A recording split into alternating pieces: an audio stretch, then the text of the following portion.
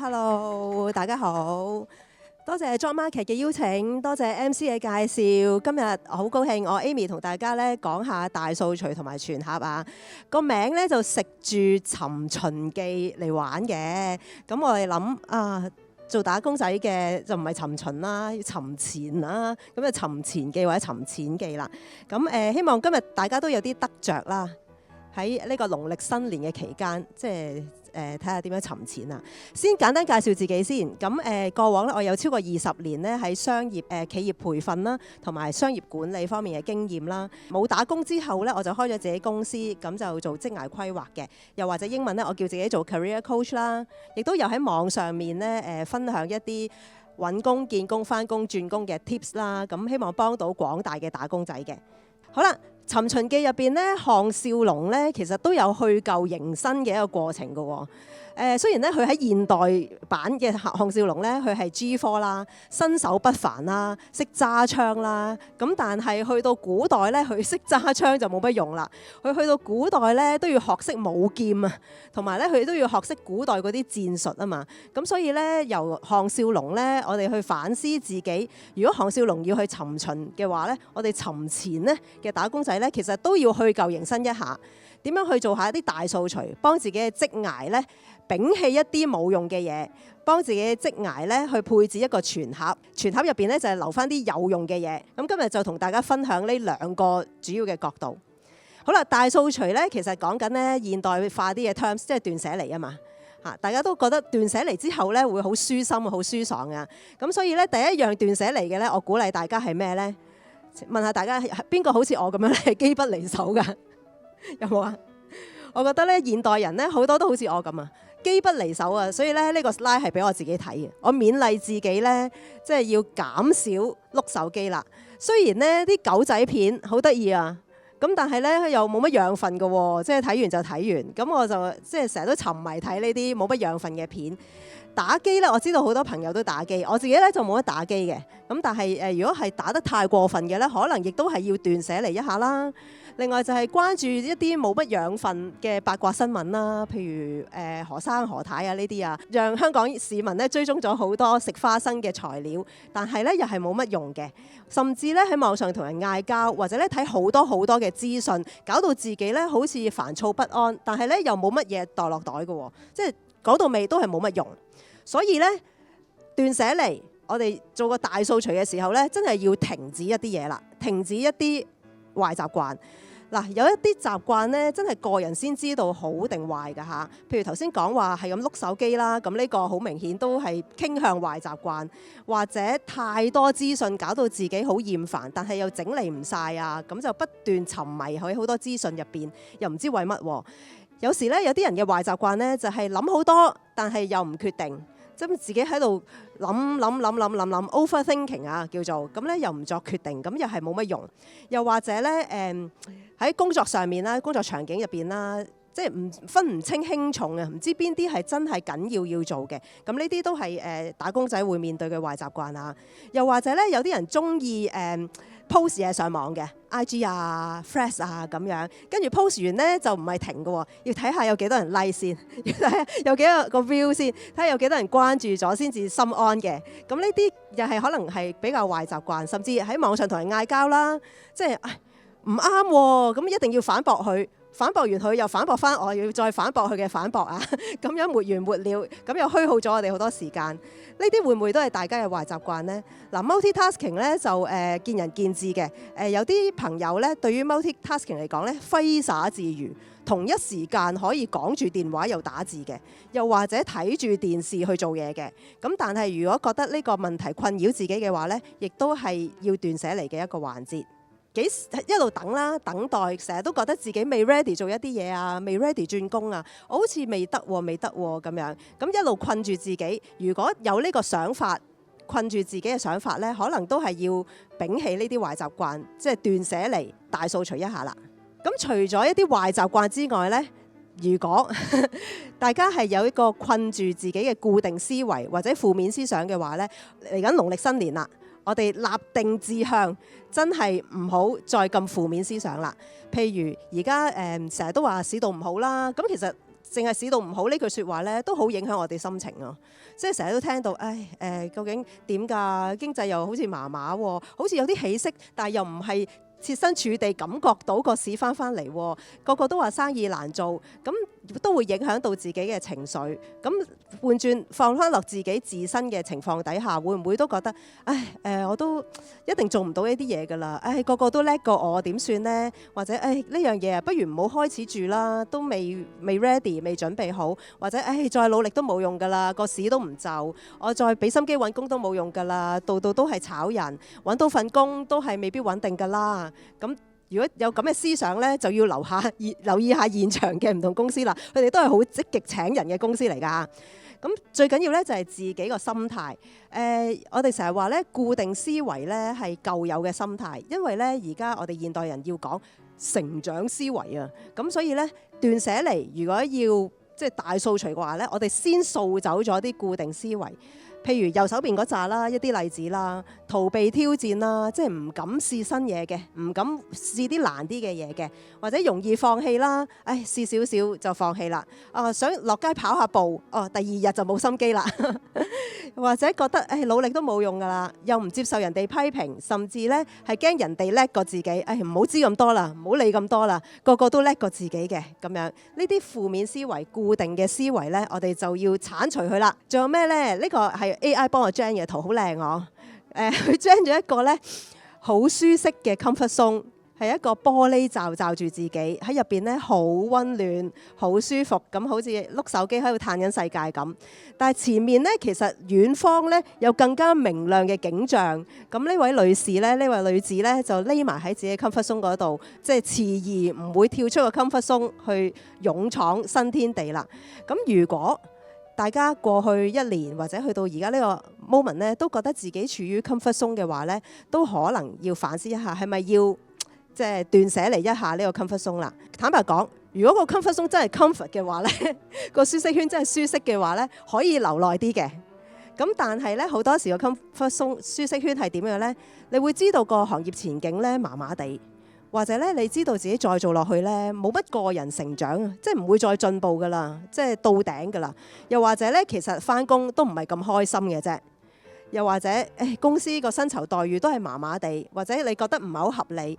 但係你每一日咧返呢份工咧，又覺得好安心冇乜變動，你又覺得好安穩。咁呢個咧就代表一個危險嘅舒適圈。佢咧真實嘅狀況就唔係真係咁舒適嘅啫。所以講翻轉頭，大家都要審視翻你身處嘅舒適圈係咪真係舒適，可以留多一陣先，定係咧實質情況咧其實反映都係時候要衝破呢個 comfort zone， 出去尋覓下新嘅路向咧。好啦，仲有啦，仲要斷捨離大掃除啲咩呢？舊有嘅工作模式啦，舊有工作模式呢，可能啲公司都會期望啲同事乖乖地啦，喺度拼搏啦，做長時間就好似好幫手咁樣啊。咁但係呢，現代我哋嘅睇法呢，就係做得長時間又唔等於效率好好喎。係咪因為用咗唔啱嘅方法啊，用咗啲舊有嘅方法啊，先至要咁耐完成啲工作呢？咁又或者以前啲公司咧會中意啲同事乖乖地你聽話就得㗎啦，我指示你就做啦。咁但係咧呢個舊有工作模式咧，可能都要摒棄一下啦。即係我哋可能要主動啲啦，要諗多啲啦，要俾啲新嘅 ideas 新嘅橋俾公司啦，就唔好下下咧好乖咁樣坐喺度等指示。因為咧即係社會進步咧，啲老細公司對同事要求都會越嚟越高啊。咁佢唔會覺得淨係乖咧就係幫到手嘅同事啊。忙碌等於重要，呢個都係以前嘅一啲舊有思維嚟嘅喎。咁如果我哋都仲係覺得keep 住自己好忙嘅，我表示到好忙嘅，公司就會覺得我好緊要㗎啦。咁小心啊！呢一個諗法咧，可能好危險㗎。如果公司老細唔同意，或者佢睇得穿你係好忙，但係唔代表公司冇咗你唔得喎。咁咧呢個舊有工作模式咧，又係要摒棄一下、剷除一下啦。仲有啦，就係用舊有方式處理新嘅問題啊！嗱，而家咧好多時都係用 AI 做嘢噶嘛，呢個係新嘅方式去處理新嘅問題。如果我哋再用舊嘅方式咧，可能做費事失事啦，又或者唔夠效率啦，唔夠快手啦，做出嚟都係爭啲未夠好啦。咁所以咧，我哋回想以前都仲會有 call 機啊、fax 機啊，嗱新一代唔知係咩嚟㗎啦。到而家個個都 email 啦、WhatsApp 啦、手機聯絡㗎啦嘛。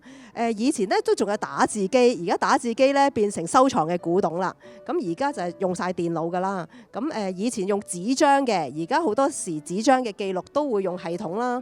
咁所以咧冇辦法㗎啦，時代巨輪不斷去喐咧，我哋都要跟住喐。如果大家咧而家都仲係用緊一啲舊有嘅方法去做嘢咧，睇下係咪需要換個新嘅方式啦，放低舊有嘅做事方法，去處理新嘅問題，用新嘅方式。所以咧講緊職場嘅斷捨離咧，我哋要大掃除啲咩咧？就係將啲唔需要或者冇用嘅嘢咧，包括我哋嘅壞習慣啦、生活習慣啦，都斷絕咗去，唔好要啦。跟住咧多餘嘅廢物，即係亦都係冇用嘅嘢啦，咁亦都係要抌走晒。咁經過呢一個循環之後咧，剩低落嚟我哋有嘅嘢咧都係有用嘅，有用嘅先值得留低。跟住佢哋留低之後咧，係發揮到最適合嘅效用、最適合嘅功用嘅。咁呢個就係斷捨離嘅意義啦，或者嗰個精髓啦。好啦，大掃除之後咧，就過年都要執一執個全盒噶嘛。咁咧呢個全盒嘅相咧，我都係揾 AI Gen 嘅，入邊咧有幾樣唔同嘅特性。咁我逐一同大家去 brainstorm 或者分享一下。入邊咧有果仁、有殼嘅、有瓜子。咁代表咩咧？其實有啲嘢咧係要花功夫先至享用到嘅。我哋唔剝嗰個殼咧，係食唔到嗰個開心果㗎。咁但係咧，我哋知道方法點樣拆開嗰個殼，亦都有行動，即係落手落腳嚇，真係要剝嗰個殼啊，咁就可以享用到嗰個成果啦。呢個咧就係全盒入邊嘅 nuts 啊，或者瓜子代表嘅象徵意義。即係咧，我哋應該有個正面心態。我哋知道咧有方法解決呢啲問題嘅。咁但係知道係一個層面 ，take action 即係行動咧係第二個層面。齋諗我知道點樣食到個瓜子嘅，咁但係唔做咧都係食唔到嘅。咁有時咧。你會覺得好似好辛苦喎，都要花啲功夫。咁但係咧，如果你堅持啊，其實係可以㗎，因為咧你知道前人係有例子，大家都係咁食開心果㗎啦嚇。咁所以咧，就算一時三刻咧，你遇到有啲棘啊，或者唔好叫失敗啦，只係你未成功未食到啫。咁要堅持落去喎。同埋咧，當你想食嗰樣嘢咧，你就會諗方法爆開佢個殼。當你唔想食嘅時候咧，你就有諸多藉口。好肥嘅，好滯嘅，我都係唔食啦。食得多冇益嘅。咁所以咧，我哋要有正面嘅心態，知道要去做嘅嘢咧，就立定志向去做。知道方法就要行動，咁先至有意思啊！齋坐喺度齋諗咧，都係得個吉嘅啫。咁啊，食唔到呢啲賀年食品噶啦。第二啦，就係唔知大家嚟緊嘅全盒會唔會有啲卡通公仔嘅糖果喺度咧？或者啲零食喺度呢，而家好 hit 嘅兩個卡通呢，我都用咗佢嘅圖片嚟做示範。意思呢，即係全盒呢都可能要因應下潮流㗎。我哋唔好成日即係擺啲好古舊嗰啲，淨係擺啲金幣朱古力，或者細個叫做發達糖啊咁嗰啲呢，嗰啲都可以。但係呢，混雜翻一啲潮流嘅嘢。代表咧，我哋都要跟住個潮流而走啊！持續學習啦，頭先都有講過 AI 啦，新嘅技能啦。我哋有冇留意到呢個社會潮流嘅趨勢係咩呢？而家興呢啲公仔，大家有冇知道佢背後嘅商業邏輯係點呢？點解佢哋咁成功呢？嗱，要記住啦。今年興嘅嘢，今年興呢兩個公仔咧，可能出年又唔興噶咯，因為咧變幻原是永恆啊！咁所以咧最緊要咧，我哋係與時並進啦，持續去學習，咁先至可以追得上呢個社會嘅變化。咁喺職場上面咧一樣嘅，而家要識某啲技能咧，先至可以做好嗰份工。以前咧確實唔使嘅，譬如marketing 啦。市場營銷咁計啦，以前咧可能係諗橋最緊要，但係而家橋咧多的是。你問下 AI，佢1秒鐘可以俾10個 idea 你。咁但係咧，即係 online 嘅技術咧就變成 marketing 緊要嘅技能啦。即係你識唔識得喺網上面去做推廣啦、宣傳啦，咁嗰啲咧都係好實戰嘅技巧嚟㗎。你識就識。就會用到，你唔識呢，就真係做唔到出嚟嘅喎。咁所以呢啲嘅技巧呢，就要不斷大家去留意同埋緊隨住啦。又或者咧一啲銷售行業啦，據我所知咧，以前咧就係對客或者打電話 cold call 啦，但係而家咧好多時都喺網上面做宣傳嘅佢哋。如果你真係做銷售嘅話，要開拓新嘅客路，咁自不然咧都要識做一啲 online 宣傳啦，甚至咧而家有個流行嘅字叫做 personal branding 啊，即係個人 IP 啊，你自己個形象係點啦，你個人嘅品牌係點啦，咁呢啲咧係以前做銷售咧都冇講到。但係近年咧就好流行，咁咧如果你做呢一行嘅話咧，亦都要學得識呢啲實戰嘅技巧，咁先至可以做得好你份工啊。仲有全盒入邊有咩咧？通常都離不開啦，甜甜蜜蜜嘅糖果類啦，即係食落係甜絲絲啦。咁喺呢度咧，我會鼓勵大家咧喺職場職涯嘅全盒入邊咧累積人脈。糖果咧代表咧，大家會唔會學習去 sweet 啲待人啦？甜蜜蜜啲啦，溫暖啲啦，去待人啦，暖心啲啦，溫柔啲啦，對人有尊重多啲啦，有禮貌多啲啦。如果大家之前冇留意呢方面嘅話咧，喺新一年咧喺你個全盒入邊咧，記住配備埋呢一個方面，因為咧而家即係一句説話叫做識人好過識字係嘛？咁好多時咧都真係靠人脈咧去揾到新工㗎。都唔好睇少呢樣嘢啊！亦都唔怕同大家講啦。除咗今日喺度擺 booth 嘅公司之外咧，有其他公司可能都請緊人，但係咧我哋喺招聘網站未必成日見到佢嘅，可能佢出咗個廣告，你見到就見到，見唔到之後咧，佢都會用其他方法去請人。咁介紹咧 referral 咧都係一個請人嘅方法，咁所以咧大家要關注求職網站之餘咧，都要留意下身邊你嘅朋友啦，你識得啲咩人係做咩行啦，你有冇得閒同佢傾下偈啊，或者互相關心下，真心地啦，即係唔好諗住候住佢份 job 跟住先至傾偈啦，即係有啲甜蜜啲 sweet 啲 be kind 溫柔啲咁樣待人，建立關係。藉住你識得嘅人，可能俾你發現到有工作嘅機會㗎。咁所以咧，呢個建立人脈、累積人脈咧，都係藉住甜絲絲嘅糖果咧，同大家去即係有個互勉啦。講到尋錢記，除咗頭先講話大掃除抌晒啲冇用嘅嘢，剩翻啲用得着嘅嘢之外咧，又除咗配置全盒，中間有幾樣緊要嘅嘢啦之外咧，我都想同大家分享兩個錦囊嘅喺過年。同埋嚟緊呢一年入邊，備用現金啊！兩個錦囊嘅第一個錦囊，備用現金。好多人咧都知道啦，備用現金即係咧，當我冇咗份工之後咧，我應該有幾個月嘅生活費。咁以前咧就話3至6個月啦，但係咧我通常咧都鼓勵我嘅學員咧，你可以嘅話儲6至12個月啦，因為咧3至6個月咧眨下眼就過噶咯喎，大家覺唔覺得？分分鐘咧，即係我冇一份工3個月都未揾到第二份工㗎。咁，與其3個月後我好緊張，即係好 panic 啊，個人好驚慌啊！我冇錢開飯咁點算呢？我係咪咩工都要做下呢？與其讓自己咧跌落去一個咁不安嘅情況底下，好唔好咧？我哋平時儲到錢嘅時候，儲夠6至12個月咧，當然最好就12個月啦。咁你有1年時間，就算唔返工冇收入咧，你都可以維持住生活。咁又或者你可以慢慢即係揾到份合適嘅工先至返工，咁唔會令到自己咁驚慌啊！咁所以咧，究竟要儲幾多錢咧？大家可以即係有一個評估啊，衡量下。呢個咧都係一個安全網俾到自己㗎嚇。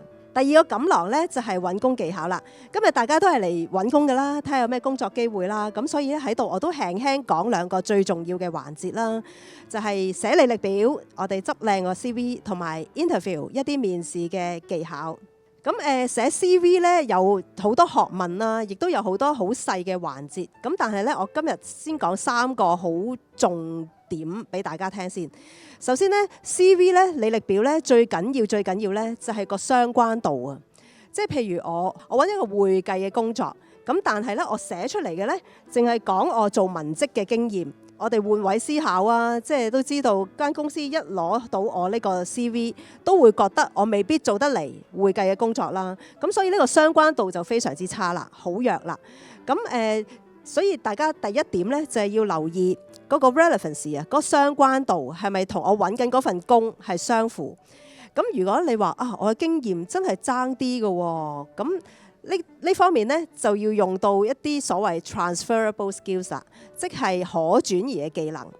你話我做文職啫，少接觸會計啫，但係我都有幫會計部嘅人處理文書嘅喎。咁呢度又拉上少少關係啦。咁兼且做文職同做會計都需要好細心啦、好仔細啦、唔錯得啦，甚至識用到電腦系統去check 一啲數啦，或者 check 一啲字啦。咁呢啲係可轉換嘅技能，喺呢份工啱用，喺第二份工咧都有機會啱用。咁如果你真係好想報呢個會計嘅工作咧，咁你都要沉澱一下自己有咩元素，盡量喺個 CV 入邊咧突顯呢啲元素，去感動間公司啦。咁呢度我有個例子就係製造報表。咁如果間公司嗰個job description 或者嗰個招聘廣告咧有提過呢個要求嘅話咧，咁一定要清清楚楚交代到出嚟。咁呢個就係相關度嘅第一點啦。第二點咧就係都要有適度嘅細節補充落去嘅。咁我用呢個製作銷售報表嘅例子啊。嗱，如果大家寫 CV 嘅時候淨係寫話我有經驗喺呢份工度係負責做呢個 sales report 嘅，咁不如咧你就講下你有用到譬如一啲工具啦 ，Power Builder 製作銷售報表啦，咁用喺邊㗎？用喺 sales meeting 入邊嘅，喺銷售會議入邊嘅，咁有咩意義啊？就係幫管理層作決定咯。咁樣寫呢個製作銷售報表6隻字，比起你寫咁樣一句咧，個力度又唔同咯喎。咁所以咧，大家要留意補充多少少足夠嘅細節，等睇嘅人咧知道啊，你都唔係流嘅，你做 sales report 都係有用到啲工具嘅。哇，有畫面啊！哇，原來你個 report 咧喺 sales meeting 入邊會用到嘅 management 會睇嘅，要嚟做 decision making 嘅，咁就深層咗意義好多噶咯噃。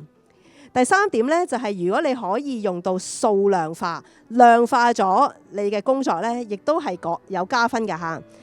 譬如由製作銷售報表咧講到每週、每個月、每季都會用呢啲 tools 製作報表，幫 management make decision。咁呢個每週、每月、每季咧，通常做 sales report 都係咁噶啦，真係每週、每月、每季都會做噶啦。咁問題就係你有冇咁樣突顯寫出嚟？咁如果你寫到出嚟咧，又係有加分嘅。又可以加分嘅，亦都會再實在啲了解你嘅工作係點樣樣。呢啲就係所謂量化你嘅工作成果啦。咁除咗 CV 以外咧，就係 interview 啦。如果你嘅 CV 有力度嘅話，係可以吸引到公司請你去面試啦。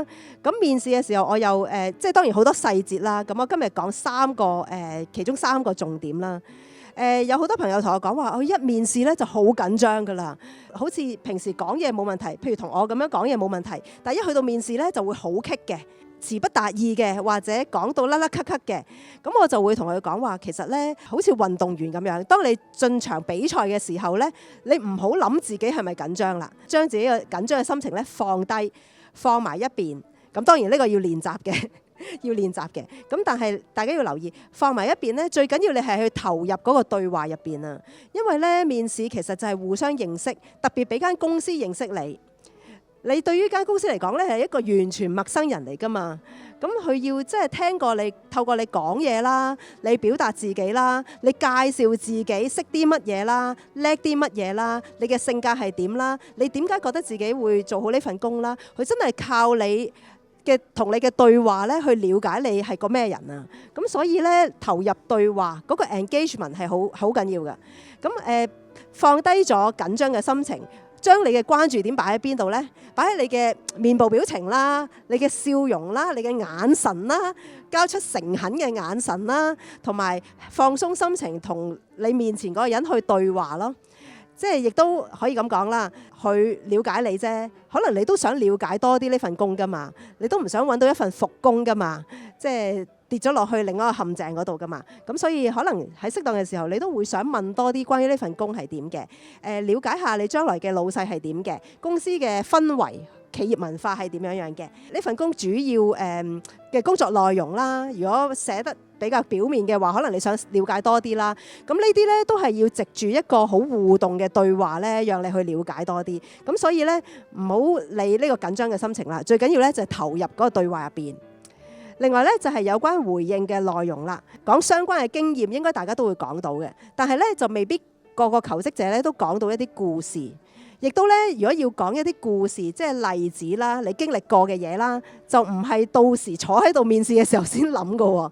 你預先要諗定咯。曾經我喺邊份工遇過啲咩麻煩嘢，最後咧點樣經過自己嘅努力或者做一啲乜嘢圓滿地解決咗呢？咁呢啲故事大家袋定幾個喺袋啦。咁喺適當嘅時候喺 interview 期間，你就可以講到嗰份工，你又可以分享下呢啲故事。咁亦都讓個 interviewer 咧了解你多啲，亦都咧知道原來你都經歷過啲難關，亦都知道點解決嘅。咁呢啲除咗講自己識啲乜之外咧，分享故事亦都係其中一個 interview 嘅技巧嚟㗎。清晰表達啦，就係咧有啲人咧講嘢咧係會講到銅鑼灣咁遠，跟住再翻嚟屯門嘅。聽嘅人咧會好辛苦，因為佢攞唔到重點啊。咁盡量咧，我哋嘅回應咧點樣清晰啲咧？就係有個框架，譬如你用到數字啦，第一點係乜嘢，第二係乜嘢，第三係乜嘢。又或者你用到一啲框架，就係開始嘅時候係點，跟住係點樣樣，最後又點樣樣。咁用到呢啲連接詞呢，聽嘅人就會舒服好多啦，亦都會跟到你表達緊啲乜嘢。咁呢個都係有關互動啦，讓到聽嘅人清楚啲去了解，即係你係咩人啊，或者你經歷過啲乜嘢啊。咁所以呢，留意講嘢嘅時候個表達呢，有啲結構。有啲框架。好啦，總結今日同大家分享嘅幾個方面啦。大掃除，我哋要斷捨離，有冇一啲壞習慣呢？大家趁住農曆新年前或者後都可以反思一下，有冇啲負面思想我哋真係要放開嘅？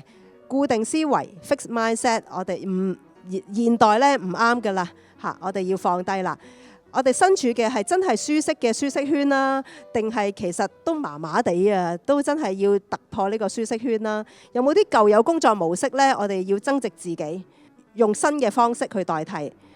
全盒嘅配置，我哋有個正面嘅心態啦，即係知道要努力加行動就可以達到成果啦。持續學習新嘅嘢啦，累積下人脈。sweet 啲啦，對人好啲啦，溫暖啲啦，同埋今日俾大家嘅錦囊啊！第一就係儲下錢啦，或者儲多少少錢啦。CV 同埋面試嘅技巧，咁希望都幫到大家揾工見工返工都順利。咁今日同大家分享就到呢度。